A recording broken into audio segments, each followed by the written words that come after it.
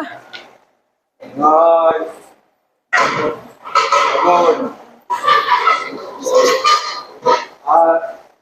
Bagi salam Cikgu Sapura dulu.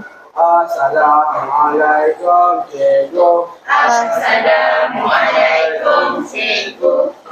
Duduk. Okey, boleh duduk semua.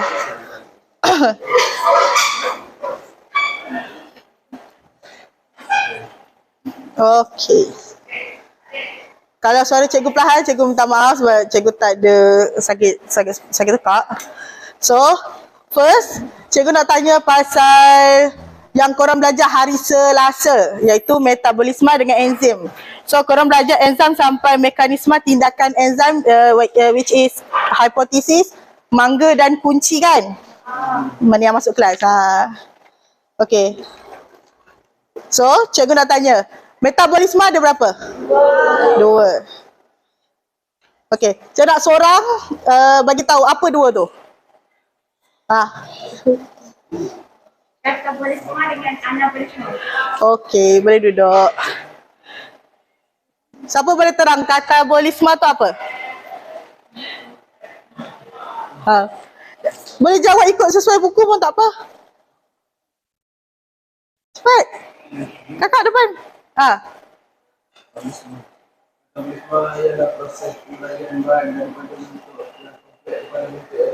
Okey, betul. Anabolisme pula siapa? Anabolisme adalah proses sintesis glukosa kompleks daripada glukosa gas. Okay, thank you. So kita masuk kepada enzim. Sifat. Untuk penamaan enzim, kena tambah apa kat belakang dia? Yes. Tapi ada enzim yang tak perlu tambah S pun. Apa enzim tu? Seorang boleh angkat tangan? Yang depan? Pepsin, dan renin. Okay, thank you.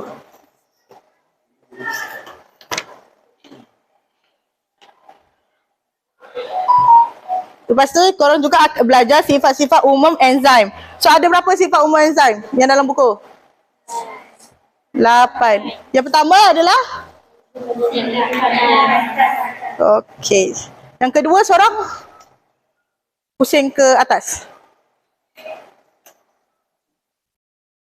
Enzim diperlukan dalam kuantiti yang kecil dan boleh digunakan. Okey, thank you. Sebelah? Yang kedua? Betul, enzim bukan tidak berubah atau tidak digunakan dapat tidak belas. Okey. Bahkan enzim adalah spesifik. Ada substrat yang mempunyai bentuk yang saling berperingkat dan tampak iaitu enzim boleh bergabung. Mereka yang tidak balas dan memastikan enzim adalah tidak balas dan ini enzim boleh berlaku dan atau dihentikan oleh pengajar. Untuk pengajar ulang logam dan seperti tambur dan Kakak? Seterusnya? Setengah enzim membutuhkan kofaktor untuk berfungsi dengan berlebih selesai. Contoh kofaktor ialah vitamin B dan air magnesium. Yang terakhir? Enzim yang lemah biologi yang berdekat tindak balik kayu ini. Okey. So, seterusnya, faham kan tadi? Okey. Dan seterusnya korang belajar juga enzim intrasel dan juga enzim extrasel. Siapa boleh bagi tahu enzim intrasel tu apa? Seorang boleh angkat tangan? Yang grup belakang belum lagi? Penggunaan dalam sel sendiri. Okey. Extrasel? Enzim extrasel? Siapa boleh angkat tangan? Nah, boleh ikut dalam buku juga. Buku dah ada bagi tahu.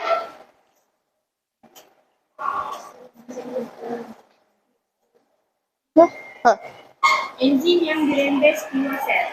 Okey. Thank you. Okey, hari ni masuk kepada yang depan ni. Kamu nampak kan? Mekanisme tindakan enzim dan juga perubahan faktor. So, perubahan faktor dalam buku ada berapa? Ada berapa yang korang nampak?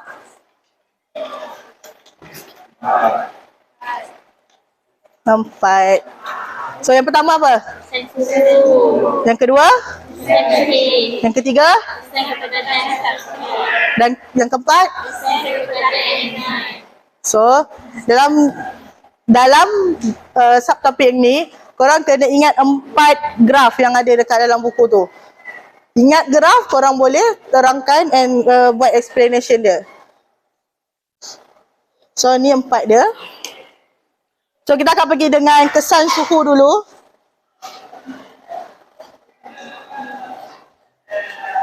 Kita akan pergi dengan kesan suhu dulu. So inilah graf yang ada dekat dalam buku teks korang. Boleh nampak kan? Boleh. So kita akan pergi satu per satu. Dari bawah turun sampai last. So dekat bawah ni sampailah 10 darjah Celsius. Dekat sini adalah pada suhu rendah. Sebab kat sini suhu rendah kan? Sejuk. So, kadar tindak balas yang dibangkitkan oleh enzim dekat sini juga rendah. Sebab dia belum lagi. Baru mula. Kat sini nampak dia rendah je. So, molekul substrat dia akan bergerak dengan kadar yang perlahan. Bergerak ke dia secara perlahan, belum lagi sebab dia punya faktor baru sikit. So seterusnya kita akan naik sebab dia meningkat kat sini kan. So yang kat sini adalah suhu meningkat sebab dia naik. So molekul substrat dekat sini dia akan bergerak dengan lebih pantas daripada sini sebab suhu dia dah naik. Nampak kan? So sebabkan molekul substrat dia dah bergerak dengan lebih pantas, dia juga meningkatkan frekuensi pelanggaran berkesan. Maksudnya dia dengan enzim tu, dia dah berlanggar antara satu sama lain dengan lebih cepat juga. So, dia dah menjadi molekul kompleks enzim substrat kat situ. So, and dekat kadar tindak balas enzim dia juga adalah meningkat. So, ini kena ingat tau, yang ni. Yang merah pekat tu, so bagi peningkatan untuk 10 darjah Celsius, naik 10 darjah Celsius, tindak balas antara molekul enzim dan juga molekul substrat dia akan meningkat sebanyak 2 kali ganda. Maksudnya lagi tambah 10 Celsius dia lagi cepat dia bertindak. Dia berlanggar berkesan. Faham sampai sini? Ada siapa yang tak faham? Okey. So, kat sini adalah suhu optimum. Suhu optimum adalah daripada 37 ke 40. So 37 darjah Celsius adalah suhu badan kita. Tahu kan? So dekat suhu optimum ni, kadar tindak balas enzim dan juga substrat adalah pada kadar maksimum. Kat sini dia adalah maksimum. So haiwan yang berdarah panas macam kita bukan haiwan lah. Saya nak cakap korang haiwan pula.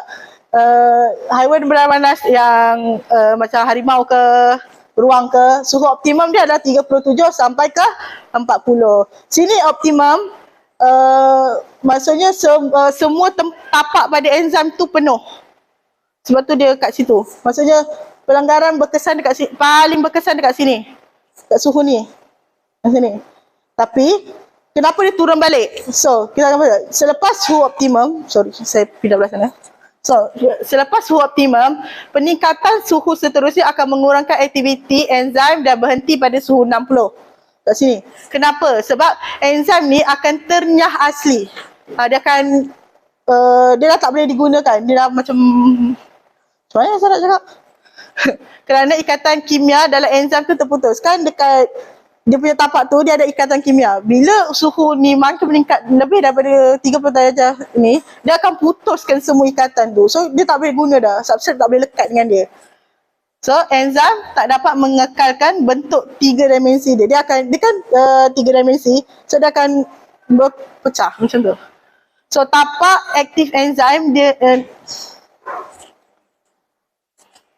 tapak aktif enzim ni pun boleh berubah. So dia akan tapak dia tu boleh berubah disebabkan suhu yang tinggi ni.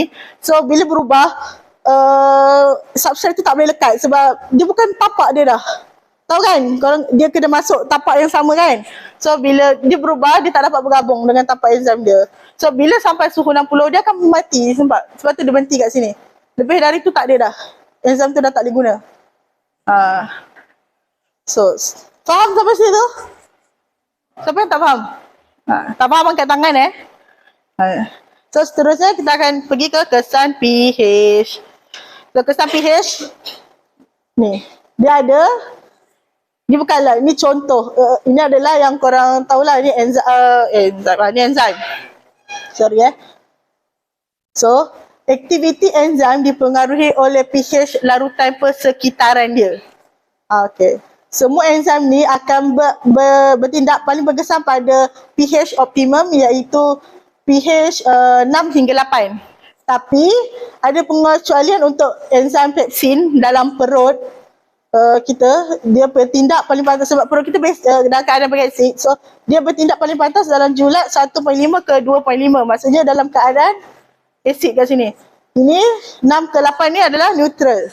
Dan juga enzim trypsin, dia bertindak paling pantas dalam julat pH 8.5, iaitu berkali belah sana. Yang ni. So ini adalah contoh kesan dalam dalam keadaan berasid. So dalam medium berasid ni pH kita rendah kan. So kita akan terdapat banyak ion hidrogen yang berlebihan dalam tu. So bila ada banyak ion hidrogen ni, dia akan mengubah charge pada tapak aktif. Nampak? Dia charge, dia negatif, positif. Korang tahu kan? Magnet negatif, positif baru boleh gabung kan? So yang dia akan ubah yang negatif ni jadi positif. So dia mengubah charge pada tapak aktif enzim dan menyebabkan kompleks enzim substrat tu tidak boleh dibentuk. Sebab positif dia tak boleh, mesti ditolak kan.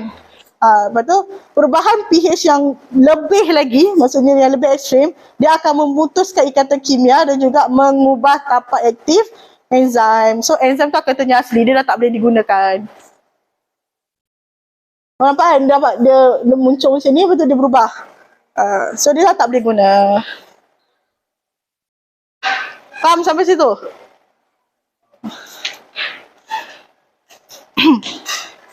Dia tak ada ni. Substrat. So, kita akan pergi ke kesan kepekatan substrat. So, dekat graf dia macam ni.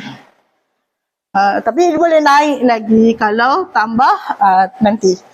So, untuk kesan kepekatan substrat, so dekat bawah ni kepekatan substrat rendah.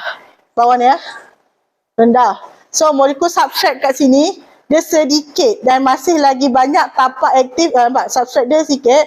So masih banyak lagi tapak aktif enzim yang belum dipenuhi. So bila kepekatan substrat ni kepekatan substrat semakin meningkat, so kadar tindak balas antara enzim dan juga substrat akan meningkat. Sebab apa? Bila banyak substrat tapak aktif ni dia akan dipenuhkan. So akan lebih banyak pelanggaran berkesan juga meningkat. So dekat sini sorry tak apa. Itu tinggal dulu. So bila sampai sini bila sampai sini kepekatan substrat kat sini tinggi. Okay, semua tapak aktif pada enzim ni dah dipenuhi dengan molekul substrat. So kadar tindak balas kat sini adalah malas. Sebab apa? Sebab molekul dengan enzim dengan substrat semua tapak dia dah sama. So tindak balas dia semua sama je sampai akhir. Faham? So peningkatan kalau kamu tambah lagi substrat dekat sini, dia tak akan jadi apa-apa. Sebab substrat tu tak boleh nak masuk dekat tapak aktif mana pun. So sebab tu lah dia cakap peningkatan kepekatan substrat tidak akan meningkatkan kadar tindak balas dekat sini. Tapi kalau kamu nak naikkan dia lagi, kamu boleh tambahkan enzim. So kadar tindak balas dapat meningkat. So maksudnya dia boleh meningkat lagi dengan kamu tambahkan enzim ke dalam larutan yang kamu buat lah. So faktor penghad dekat sini adalah kepekatan enzim itu sendiri. Sebab kenapa kepekatan enzim? So enzim dah penuh. Apa yang penuh dekat situ? Enzim. Faham? Faham sampai sana? Siapa yang tak faham boleh angkat tangan Cikgu ulang. So, sekarang yang ni pun sama je. Dia dengan kepekatan substrate tadi sama je. Okay. Cumanya korang kena pandai ubah ayat dia. So, pada kepekatan enzim rendah, kat sini kepekatan enzim rendah So, bila enzim ni semakin meningkat, so kadar tindak balas juga akan meningkat sebab sama pelanggaran berkesan tadi kan. So, tapak aktif enzim dekat sini berlebihan sebab enzim banyak. So, ingat kepekatan kesan kepekatan enzim banyak. Kalau kesan kepekatan substrate banyak. Ingat macam tu je. So, bila sampai sini, pada kepekatan enzim yang lebih tinggi, semua tapi kena ingat, bila enzim nak capai sini, substrate juga kena sama banyak dengan dia. Baru dia macam ni. Kalau substrate sikit, dia akan kat sini je lah.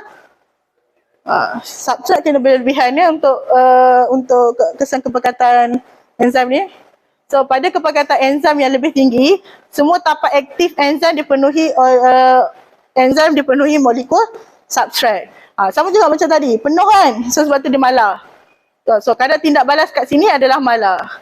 So, kalau dia kan dah lebih enzim.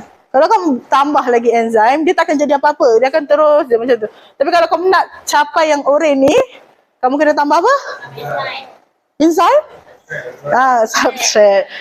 So, kadar tindak balas ni akan boleh ditambah, boleh meningkatkan lagi dengan penambahan substrate. Saya salah tulis ni. Ni sepatutnya substrate, sorry.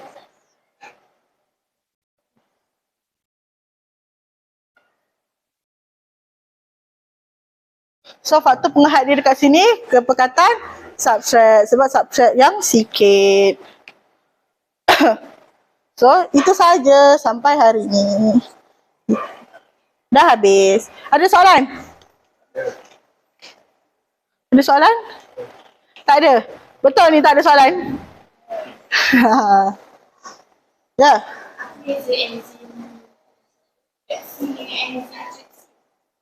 Dia punya ni yang cikgu.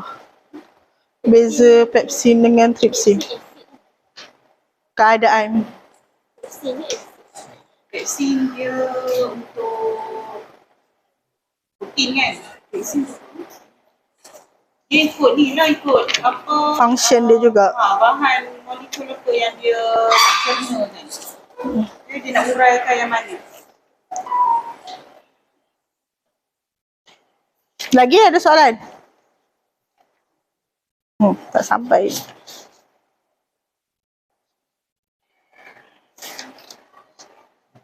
Abang-abang belakang ni tak ada soalan? Tak ada. Tak ada soalan? Tak ada? Kenapa pun tak ada? Okey, kalau tak ada soalan maksudnya faham kan? Okay.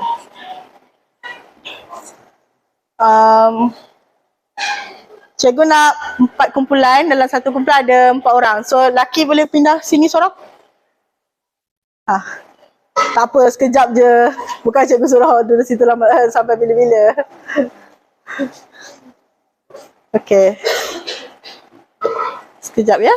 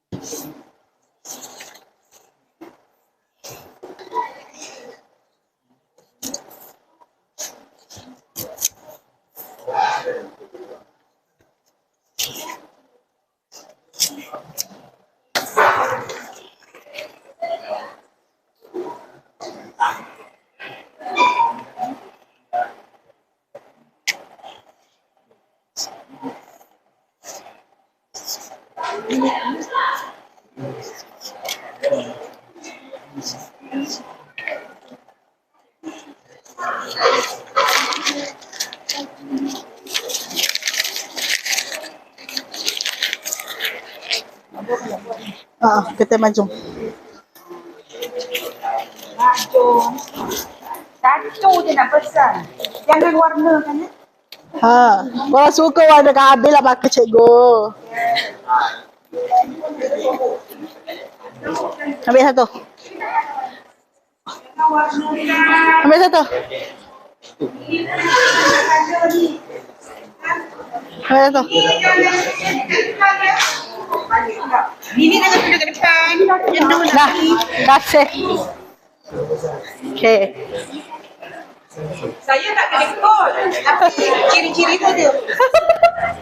Cikgu. Okay. Asya, saya nak sana tak? Saya nak siapkan ni.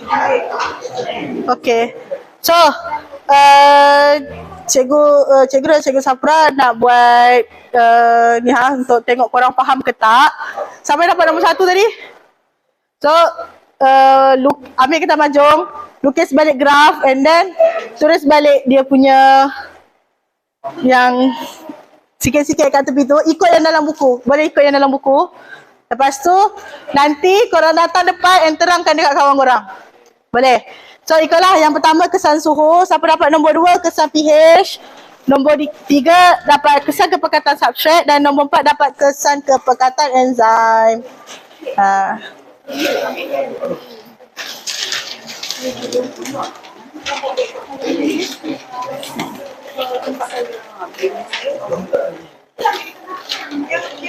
Ini di bawah.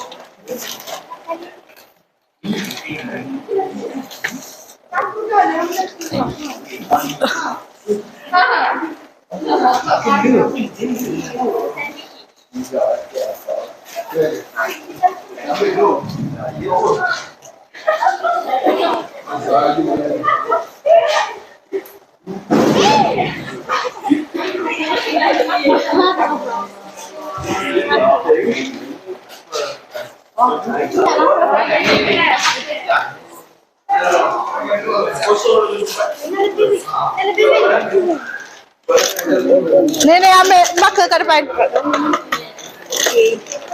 Video tu jalan kan? Video jalan kan? Takutlah. Stres saya.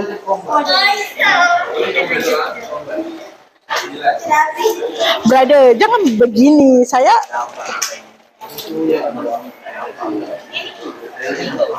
ya. Ha. Cikgu kena record sampai habis. Tapi tak apa, korang buat je aktiviti macam biasa. Nanti dapatlah cikgu markah. Cikgu nak markah. Letaklah kat belakang tu kakak. Banyak lagi. Banyak lagi ruang. Awak nak menggunakan ruang sekarang ni.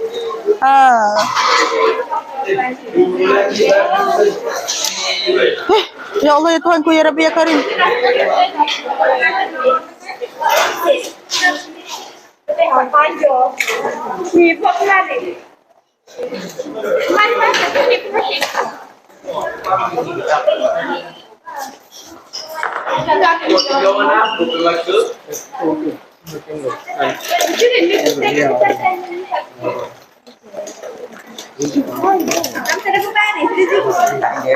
ke depan tu, ada Pergi. Tengok, buat aktiviti. Cepat. Bisa jadi kecil.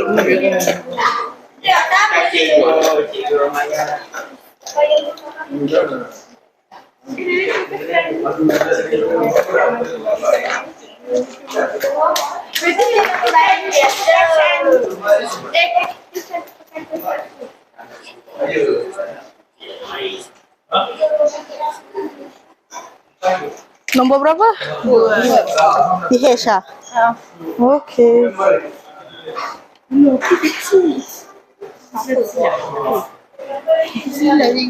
Tak apa.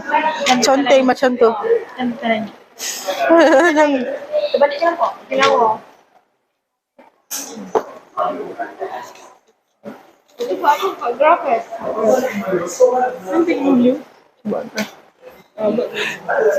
graf. Saya tengah lah. Nanti kita boleh.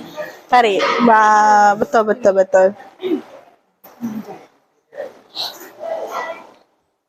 Buat.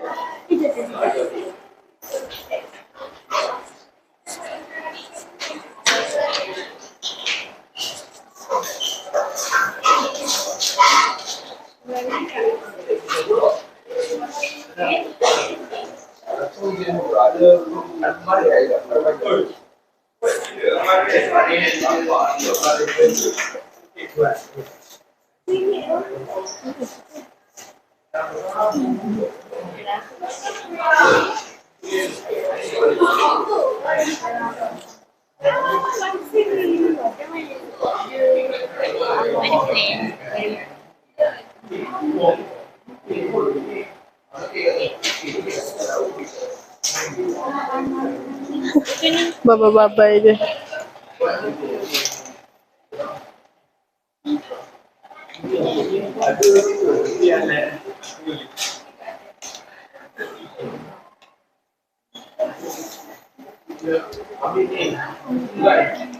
Pakai pen,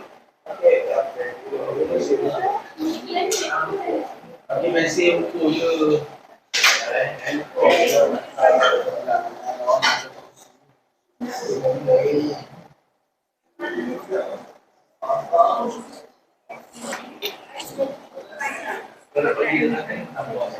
Boleh?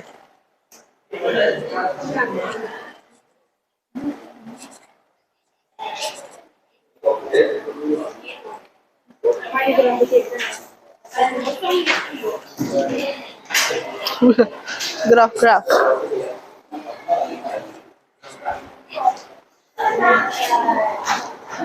Habis lagi. Boleh tu. Boleh je. Nanti Rizan tak nampak cerita kan. Buat pengalaman. Tak ada pilihan nak tengah depan. Cabut lah jangan makalah. Kau dia pun tak apa-apa depan kan. Aku boleh lagi. Saya cari je dia. Pak Iwan.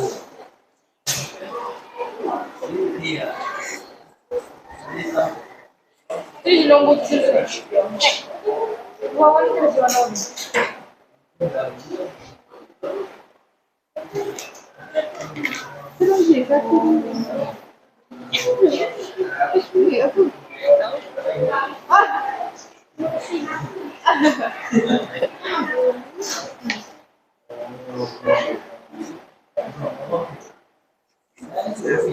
Boleh.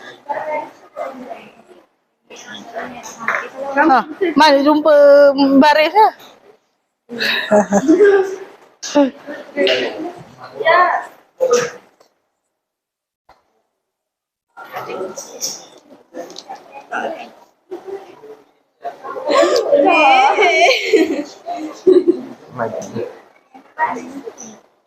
Macam ketemu banyak. Tengok. Buat je deh. Tak apa buat je.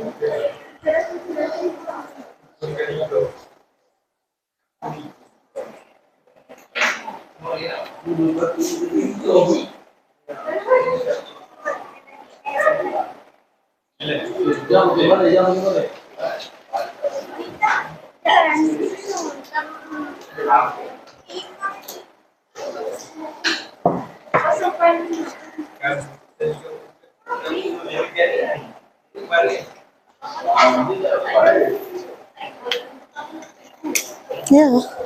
Kat sini julat dia 1.5 hingga 5 kan. Maksudnya ni yang tengah ni nampak ni.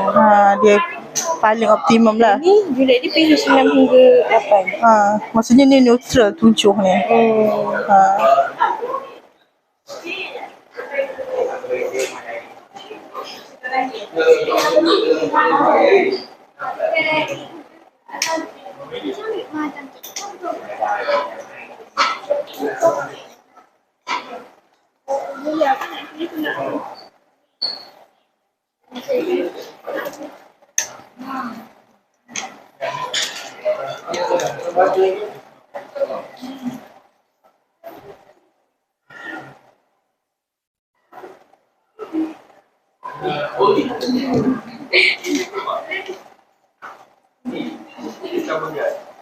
Dia pusatkan buku ni.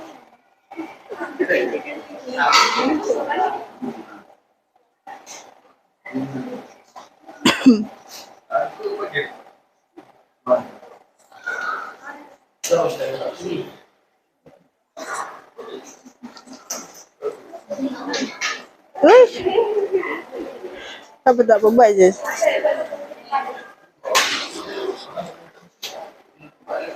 enzim tu tambah.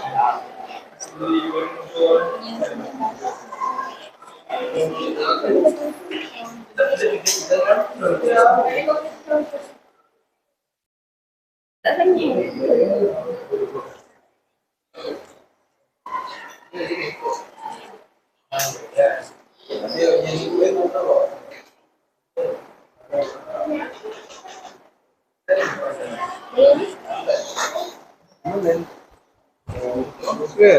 Kat mana? Ni. Mana yang padam? Game. Tu ni. Cari. Itu ni 40. Ha? 10. Tu tengah-tengah dia 35. Tengah. 10. 20.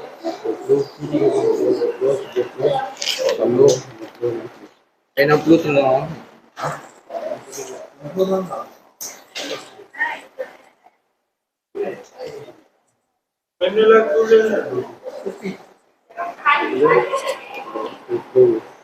Lagi. Ya Allah, ni main boleh je. Boleh je.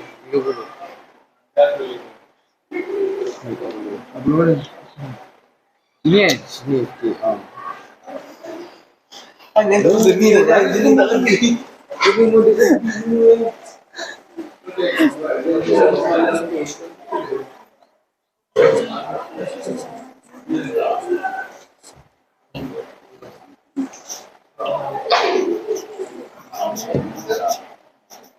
Bawahnya dia. Ada ini.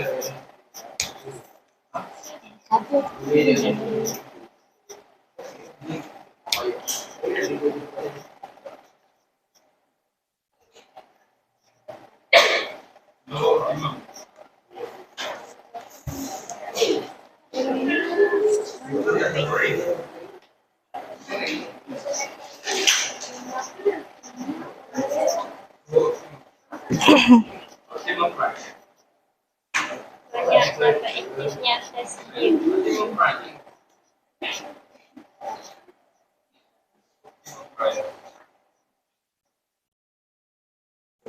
Yang tersedia.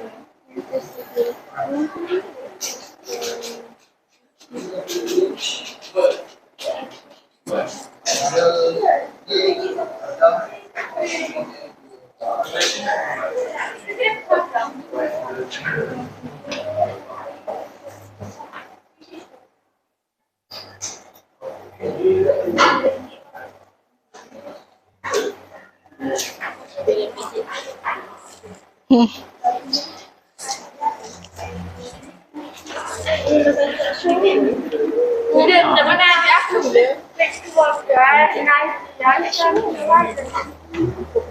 Racing lah. Lagi bebas kawan.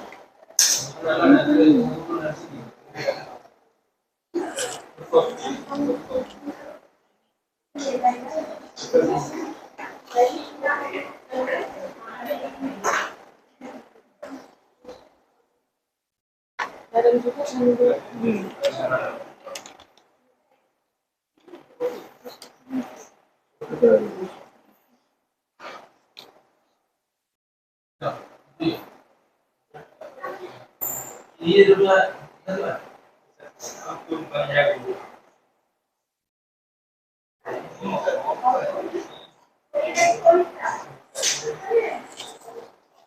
Boleh kan?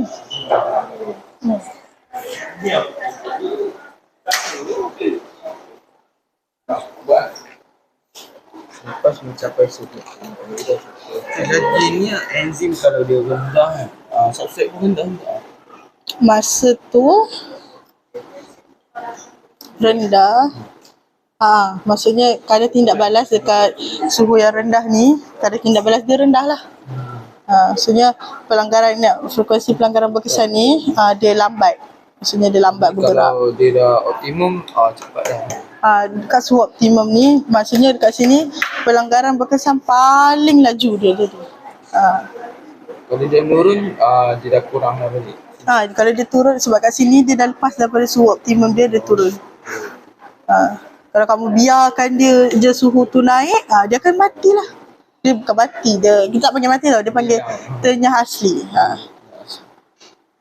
Yang tenyah asli tu kamu kena guna dalam exam tau. Dia tak boleh ubah dia punya ni. Boleh hilang apa? So dia dah ada term dia. Kau bilang dah sikit. Tuan nombor 2, 3. Boleh ya? Tak sudah nombor terang ni. Siapa yang kuning? Baik ni. Dia sharing mana? Dia gate kat belakang. Tulis panjang-panjang tu semua. Boleh je. Boleh je? Boleh? Tengok sikit. Tulis nombor 2. Aku tak boleh tulisan kosong. Aku dah lukis ni. Payah-payah tulis. Tulisan baik kecil sikit baru kosong. Semua mengelak pun tak faham.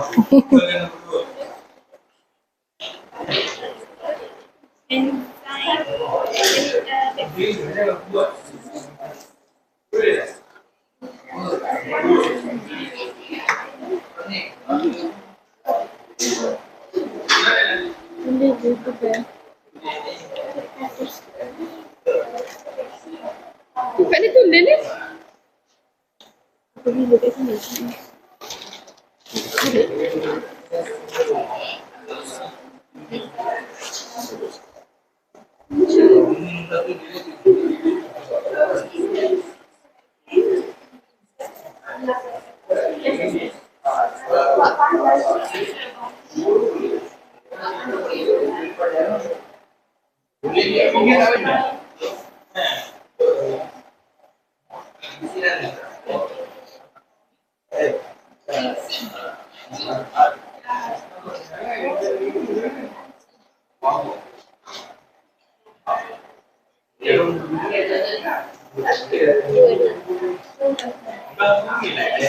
Ini hai.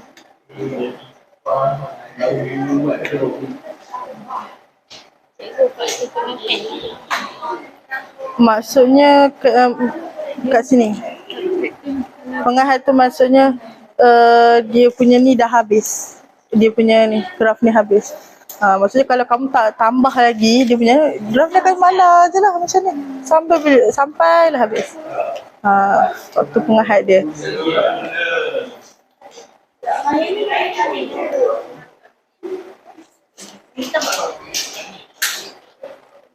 Peluang pelanggaran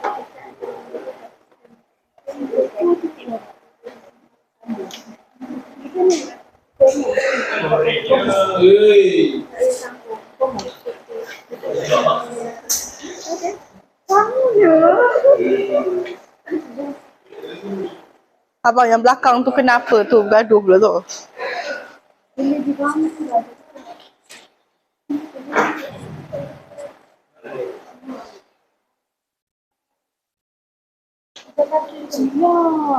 macam betok sikit. Dia letak.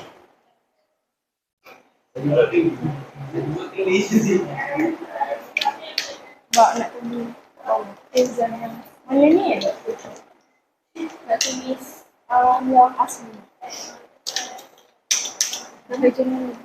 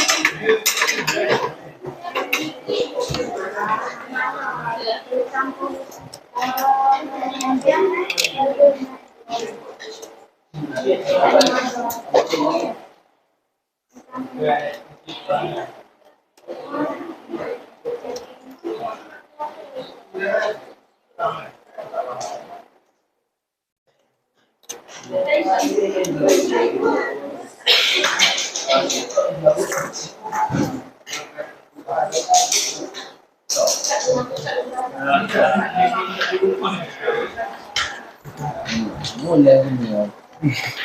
Apa dia ni?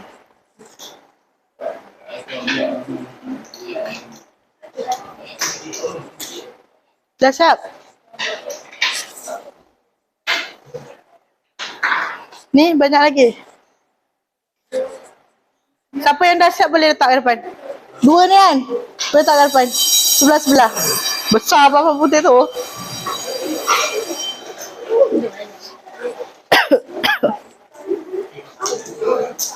Ya.